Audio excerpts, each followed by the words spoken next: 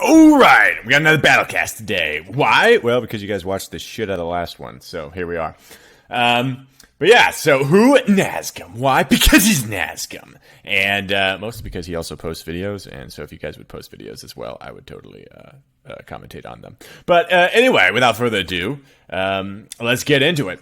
So the title of this one is Getting Wrecked in BBT, which coincidentally is my third most favorite thing to do. So let's start it, see what happens. I have not seen this yet, so let's go. Okay, so we got BBT. Yeah, it's working. All right, so we got Khogai. I'm going to pause it real quick. We got Khogai, Lyserigic, an Enslaved Shadow, Burzog, and I assume... Oh, another Enslaved Shadow, and another... I guess Nazgum. Let's see what happens. All right, so they're going to go in. They don't want to kill BBT. Sounds like someone else is in. They're purpling up. They're going to have the shadows tank mobs. Okay, maybe there isn't anybody in. I'm not fully understanding the situation yet. But, hey, they're doing some pre-planning beforehand. Always very important to do pre-planning. Without pre-planning, it always turns into a shit show, especially in BBT. So, great on them for doing that. It sounds like they're going to have the... Oh, we got Thromonk in here as well. So, they're going to have the Shadows buff. Let's see what happens. So, they're going into Tangle. They don't need the key for door south. That's true. So, maybe they're trying to trap here. Okay, they're getting spells up and stuff. They're about to go in. Yeah,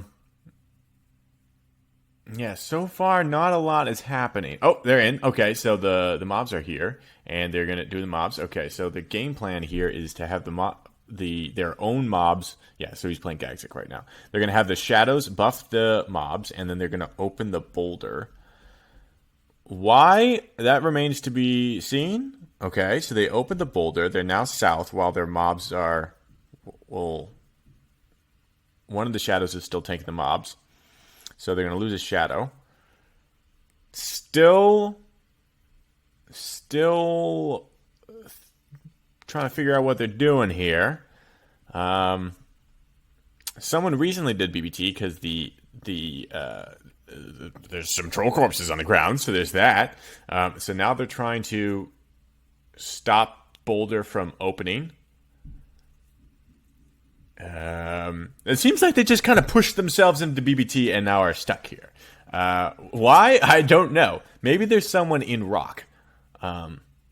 So maybe pukes are in looting or something? That makes no sense. I don't think you can.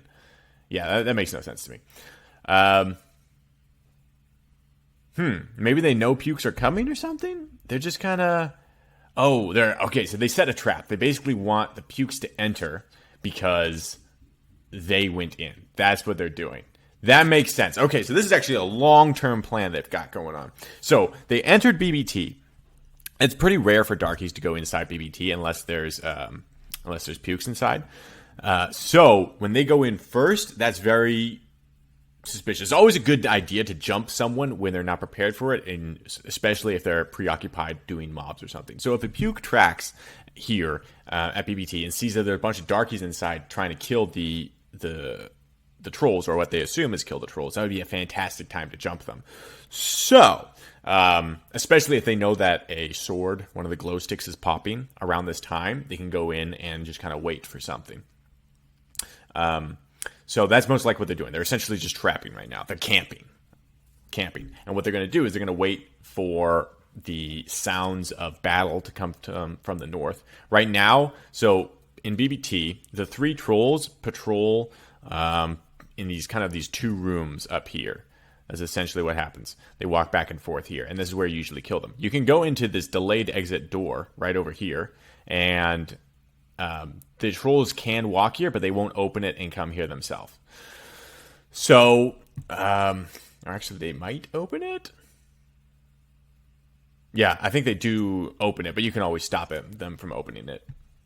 That seems to be what's happening here. Oh, so we got some pukes in here. Okay, so they're dropping quakes. They're dropping quakes. Yeah. So that all happened very quick. We're going to go back real quick. So the pukes are starting to come in. Only 3 of them. Only 3 of them. So immediately, Djengis starts casting and Ark starts casting. This would be a fantastic time for them to start quaking. I assume they're synced. The trolls are still alive, so they just went right past them, pretty much. And you can see the earth trembles and shivers. That means that they're quaking. So yeah, they double quaked that room. They were fully expecting this to happen. So the fight is on, let's say. So a couple things to keep in mind here is you got to kind of predict that. So you're all sitting in a closable. The pukes are willingly jumping in on you.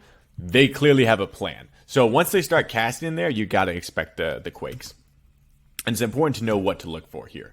So there's a ton of spam, obviously. All of this stuff doesn't matter too much. So you shouldn't really be looking at this. The moment someone starts casting, that's what should draw your eye. So once they started casting, and once you see this, the earth trembles and shivers, that's what you're looking for, because that means they're starting to drop quakes. They just dropped 3. Now, most pukes can store about 4 quakes, so they dropped 3, and 2 of them were casting, so they probably have at least like 5 left. An important thing to keep in mind. So we got the dwarf, we got... Okay, so right here, the mobs are on Djengis right now. That's pretty bad for him. He is glowing, though, and he's probably going to drop more quakes. Yep, there we go. The dwarf drops a quake. They're starting to nuke. All right, they got a lot of nukers in here. They did not charge with a lot of beef here. So I think there's 4 pukes, and now this is just getting real messy. Yeah, there was another one here. I'll go back another second. Right there. There was another earth trembles and so that's what 4 quakes now, and then here's another one, 5 quakes. So you hear 3 death cries. This is another thing that's an important thing to keep track of. That means all the mobs are dead now, probably. Yep, they're all dead. So now it's just a straight up beat down on each other, and hopefully the darkies were able to dodge all those quakes. All right, all the pukes are still glowing. Burzog dies right here. Yeah, that was just from a slash. So now the pukes have the advantage.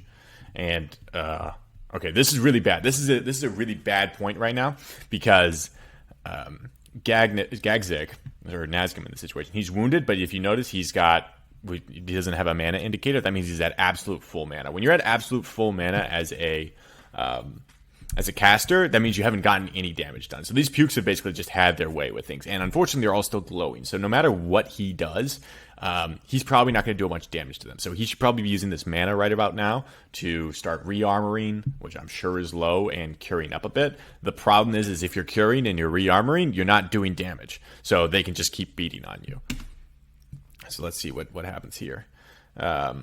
Okay, they're only hurt right now, so they're in good shape, and you're already starting to lose the numbers war. And he's just trying to. Okay, so he's tired too, so he's going to start have to quack. So he's going to try to Black Breath. The reason he Black Breath in this situation, you can get them to run out of moves, but it doesn't really do too much. In this situation, running out of moves, because it's only a 3-roomer, but what he's hoping to accomplish is that also sucks mana away from the elf. So he wants them manaless. So we're going to see how well that worked. So the dwarf is starting to recite a blue scroll. So this is another thing to keep in mind. Whenever someone starts using a consumable, like a scroll, huge thing to keep in mind, because you can disrupt them. Okay, so the moment you see a scroll out, start targeting that person. Ark heals the dwarf. Okay, so the dwarf's probably in good shape. And, yeah. Let's see here. Uh-oh, someone dropped a... All right, so Djengis drops a spray on... Man, this is not looking good for the darkies. He gets the sprayed, and then... Thromonk quakes, which is not a good idea, right? Well, it is kind of a good idea. So...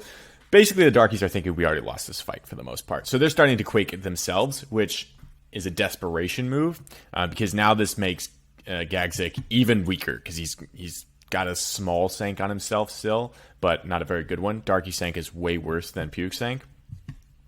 So he eats a bunch of damage from this, and they're sanked, so they're not going to take too much damage. Plus, it's a last ditch attempt, a last yeah, it's a last ditch effort to try to swing the tides back in their favor, but I don't think it's gonna work at this point. They're a little too far gone. He's desperately got to start reciting. Okay, another quake. Okay, he gets so again, these scrolls, important to keep track of. So he recited a scroll. He got a little bit of health back from that, which is fantastic. But he was only able to do that because he was able to get a breather alone. Once you see someone pull out a scroll, attack that person. Do not let them get that scroll off. Okay. He was able to get a purple off as well. That's going to help a ton. Unfortunately, again, big problem is they're running out of manpower here. And he's wounded and warm. And without mana, you're kind of useless as a shaman. And let's see here. They're calling for help right now. Hopefully someone can come and help them. So the pukes have got to be low on mana right now. The Black Breath probably helped a bit. Oh, let's see. I think he was able to Black Breath again. I'm surprised he got that off. So the pukes have got to be manaless at this point. The problem is they're all very full health, and they got a dwarf, which maybe... yeah, all right, so this is a big problem. Thromonk was able to quake again, which he hit all the pukes with, which is great. Unfortunately, again, all the pukes, except for the dwarf, are glowing. So the only person he really hurt was the dwarf, and he also quaked all of his friends. And while Nazgum is sanked, I don't think that Khogai is. So that probably was a net negative for them. Also, it dropped Nazgum's armor, so even though it didn't do too much damage to Nazgum, now he's way more vulnerable. And he's icy, and he's used his scrolls. Yeah, they're in some seriously rough straits right now, because he can't do damage. Now the pukes might be out of mana, so the Black Breath was an interesting idea, but they can pipe, as they're doing right here. Djengis is pulling out a pipe that's going to give him back a little bit of mana, and you've got nothing left to do damage to these sanked pukes, who have decent, at least defensive stats. Yeah, Khogai's bad. He's awful. He's about to die. And now it's going to be a 4v2. Yep. Well, yeah, he's dead. Now it's a 4v2, and their pukes are just going to clean up. You guys are toast. Yeah. Yeah. Now they can just slash you down. They don't need mana. Why do you need mana when you can just kill someone like that? Yep. And he's toast. So that was a really cool log. I'm assuming Burzog dies here as well, because he's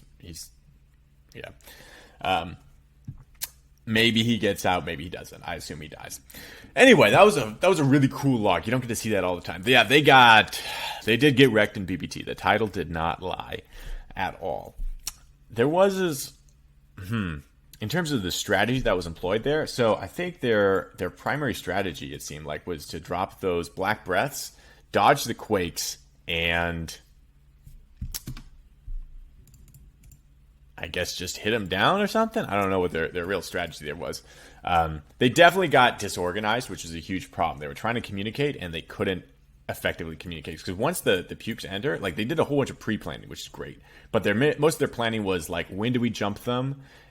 And what do we, like, I guess we'll purple up.